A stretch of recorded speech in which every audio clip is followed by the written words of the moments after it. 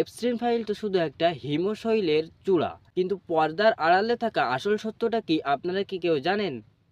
কে কাকে ব্ল্যাকমেল করেছিল, কেন ব্ল্যাকমেল করেছিল আপনারা কি জানেন? আচ্ছা, এরা তো নিজেরাই পাপ করেছে, তাহলে নিজেরাই কেন এই ফাইল পাবলিশ করলো তা আপনারা জানেন?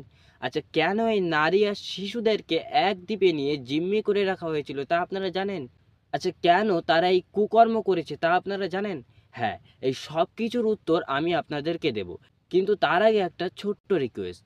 এই ভিডিওটা যদি আপনার ভালো লাগে তাহলে প্লিজ একটা লাইক করবেন, আপনার মন মতো সুন্দর একটি কমেন্ট করবেন এবং সাবস্ক্রাইব করবেন। তদন্তে বেরিয়ে এসেছে এটি একটি শুধু ব্যক্তিগত অপরাধ ছিল না, বরং এটি একটি সুপরিকল্পিত ব্ল্যাকমেল নেটওয়ার্ক ছিল। বড় বড় রাষ্ট্রপ্রধান থেকে শুরু করে নিয়ে বড় বড় বিলিনিয়ারদের ব্ল্যাকমেল করা হতো, যাতে তাদেরকে নিয়ন্ত্রণে রাখা যায়। এটাকেই কি বলবো আমরা, আধুনিক সভ্যতা? আল্লাহ তাআলা পবিত্র কোরআন শরীফে জানিয়ে দিয়েছেন, তারা ষড়যন্ত্র করে, আল্লাহ কৌশল করে, আল্লাহই শ্রেষ্ঠ কৌশলী।